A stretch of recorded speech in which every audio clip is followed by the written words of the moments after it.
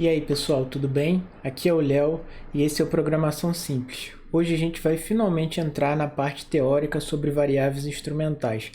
Para quem caiu pela primeira vez nesse vídeo aqui, esse vídeo é o último vídeo, talvez o penúltimo, de uma sequência de vídeos sobre variáveis instrumentais.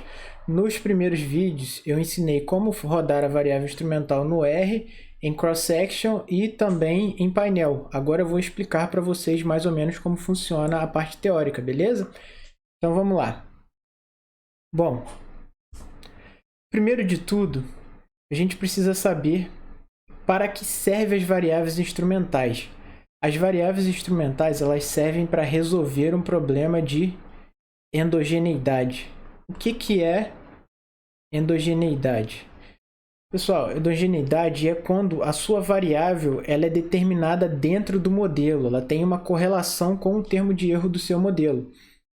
Então, existem várias formas que podem causar endogeneidade, mas o método de variáveis instrumentais ele vai servir para você resolver esse problema de endogeneidade das suas variáveis.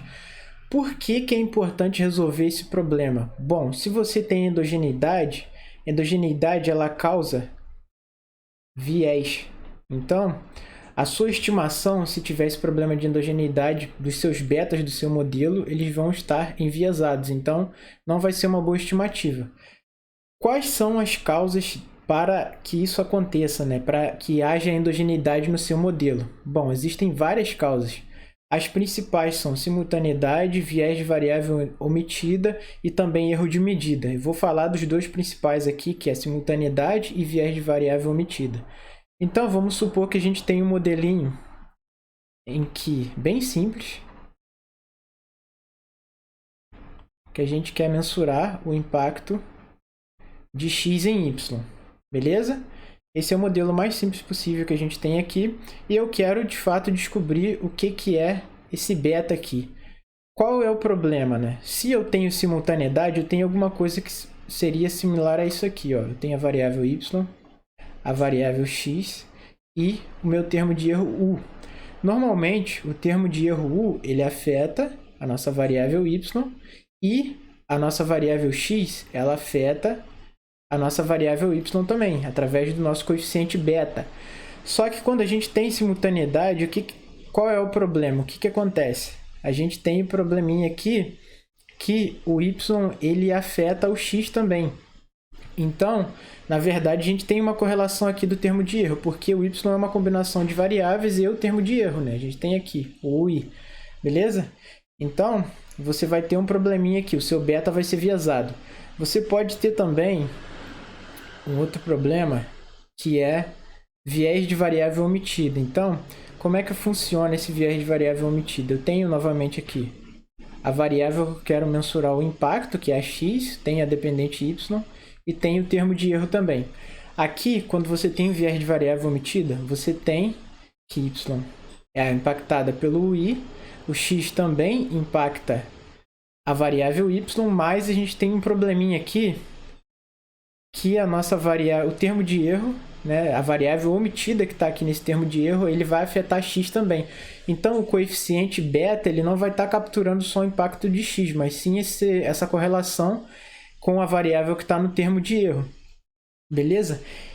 Como que as variáveis instrumentais vão resolver esse problema? Bom, pessoal, a variável instrumental vai ser o que? A gente vai pegar uma variável exógena, que eu vou chamar aqui, né? Teoricamente, a gente sempre chama de z, para ficar mais fácil. Uma variável z, que ela afeta a variável x de forma indireta. Por afetar a variável x, ela vai afetar a variável y. E ela não é afetada, né? Nesse caso aqui, ela não é afetada pelo termo de erro. Então, o que a gente vai tentar capturar com essa variável aqui? O impacto, a gente vai gerar uma variação na variável x causada por z e mensurar o impacto que essa variação vai gerar na variável y.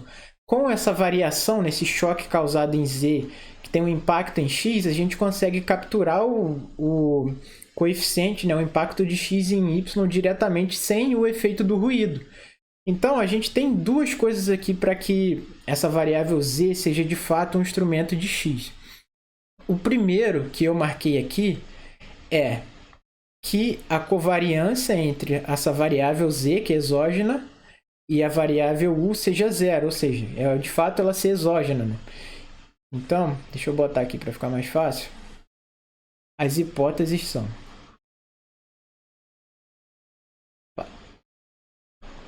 Letra linda, né? As hipóteses são: 1. A covariância de ZI e o I é igual a zero. Isso significa que Z é exógena.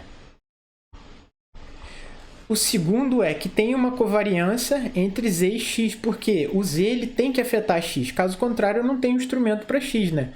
Então, a segunda hipótese para fazer rodar as variáveis instrumentais é que a covariância entre Z e XI seja, nesse caso, diferente de zero. Z é um instrumento válido para X. Beleza? Essa primeira hipótese aqui, ela não é testável. Essa daqui é testável. Como que a gente testa essa segunda hipótese? A gente vai rodar um modelo de X como dependente em função de Z. Então, eu vou rodar alguma coisa assim, ó.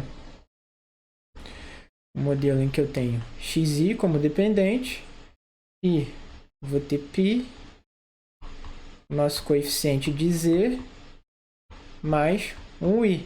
Se essa variável aqui for relevante, eu tenho um instrumento para x. No caso anterior, para saber se a variável é exógena ou não, eu não consigo comprovar isso através de uma modelagem. Beleza? Bom, pessoal, e como é estimado esse coeficiente, né? Esse z? Bom, é bem simples o coeficiente de variáveis instrumentais. Eu vou mostrar para vocês aqui, ó. Eu pego a covariância de ZI e YI. Eu vou abrir isso aqui, né? O que é YI? Isso aqui é igual a covariância de ZI e alfa mais beta xi mais ui, certo? Eu só abri isso aqui.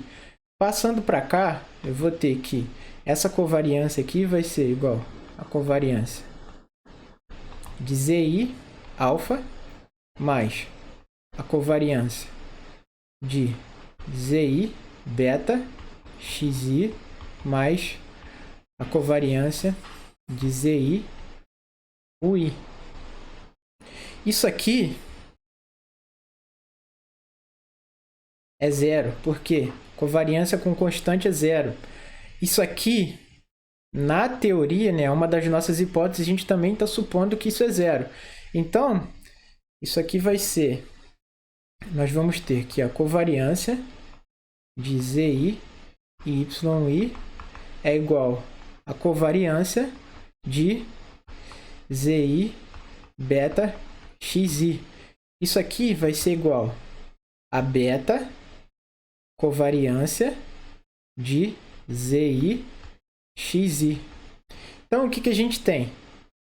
A gente tem que o nosso beta de variáveis instrumentais vai ser igual a covariância de ZI YI sobre a covariância de ZI xi. O que difere esse estimador do estimador de OLS? O OLS, ele é isso aqui, ó.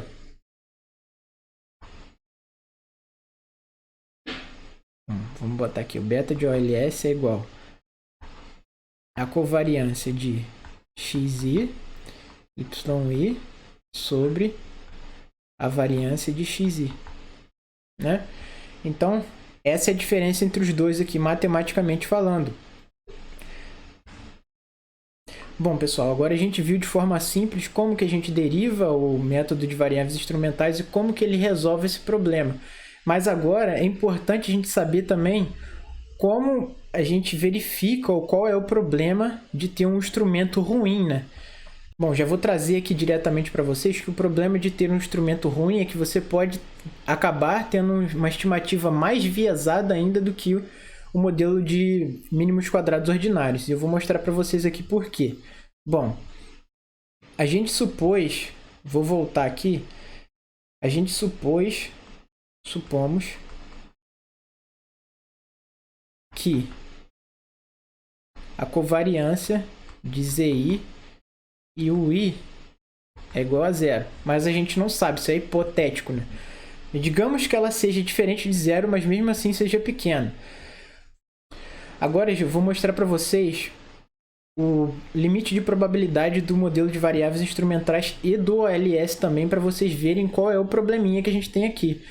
Então, a gente tem aqui o limite de probabilidade do nosso beta de variáveis instrumentais vai ser igual o beta real populacional mais a covariância de...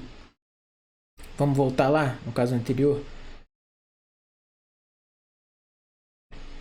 A gente tem, que é isso aqui, a covariância de ZI, YI, sobre a covariância de ZI, XI. Só que se eu abrir isso aqui, eu consigo chegar, novamente, abrindo o Y aqui, eu chego no que eu vou mostrar para vocês aqui.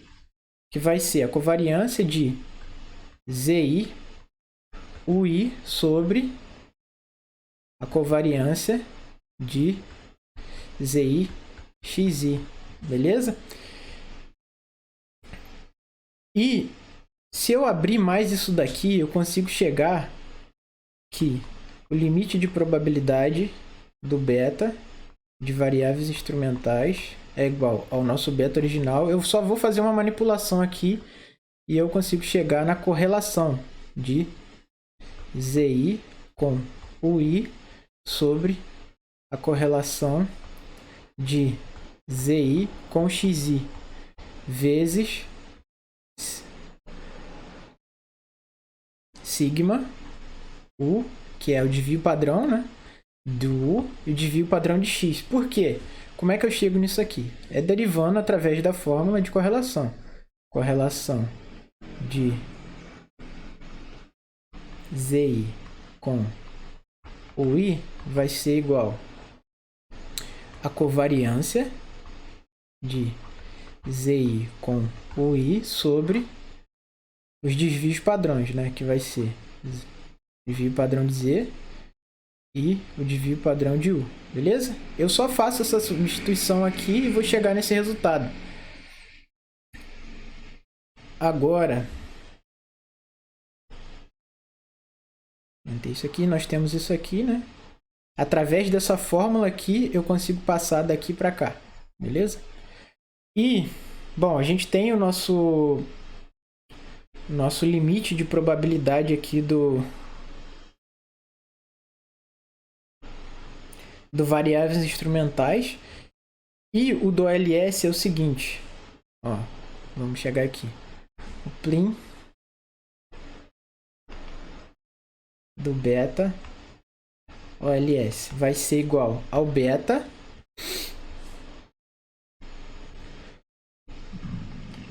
populacional mais a correlação de XI com UI vezes os desvios padrões de U sobre desvio padrão de X. Então, o que a gente tem aqui? As únicas coisas que são diferentes entre os dois são essas partes daqui, ó, da correlação entre os dois, né? Porque isso aqui, da razão dos desvios padrões é igual, o beta também é igual. Então, a gente tem que a única diferença entre, no limite do beta de variáveis instrumentais e o beta do próprio OLS é esse termo de erro aqui. Que vai dar, daqui para cá, isso aqui tudo é o viés da nossa estimativa, né? Então, o que a gente tem aqui? Se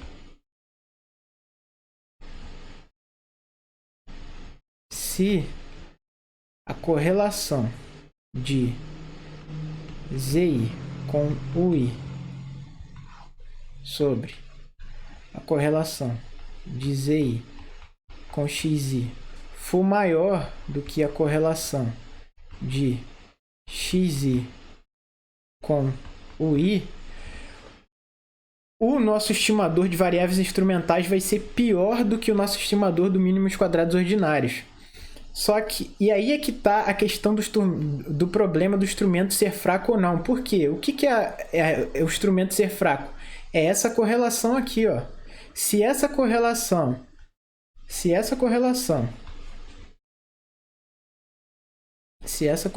aqui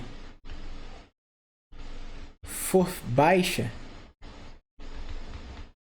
essa razão toda aqui, a correlação de ZI com I sobre a correlação de ZI com XI, ela vai ser alta, né? Mesmo que a correlação do Z com o erro seja baixa, né? O termo de erro e a nossa variável, que é o instrumento, seja pouco correlacionado, se o nosso instrumento é muito fraco, essa razão aqui ela vai subir, né? Se a correlação é muito baixa.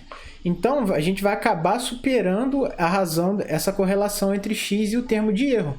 Isso que é o problema do nosso instrumento ser fraco.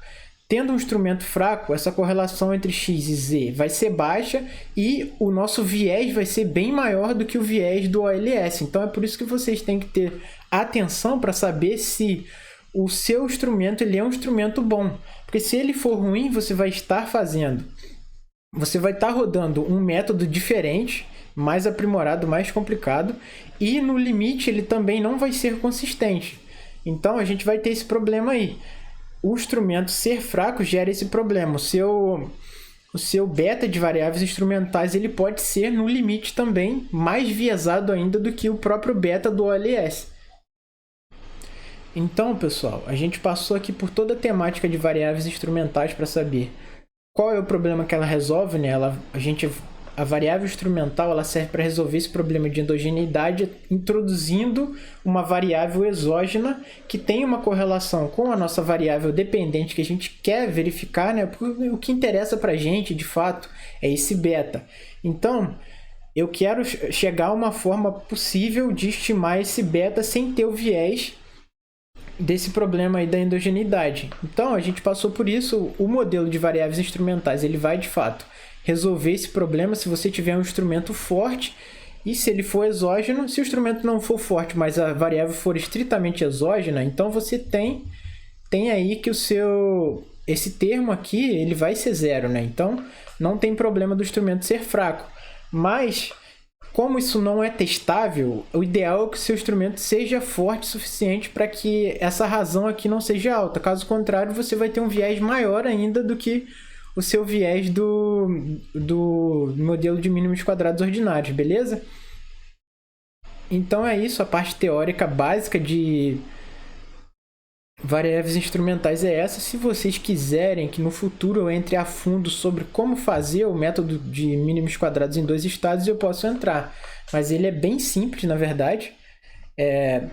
O que acontece com o MQO em dois estágios é que você vai rodar aquele modelinho que eu mostrei lá, que eu rodei x eu rodei x em função de z, você vai limpar aquele resíduo e você vai inserir esse x aí, chapéu, né, que a gente estimou, né, o x que é só função do z na equação principal. Então, você, em dois estágios por causa disso, você vai estimar primeiro o x em função de z e depois vai substituir esse valor estimado na sua equação principal.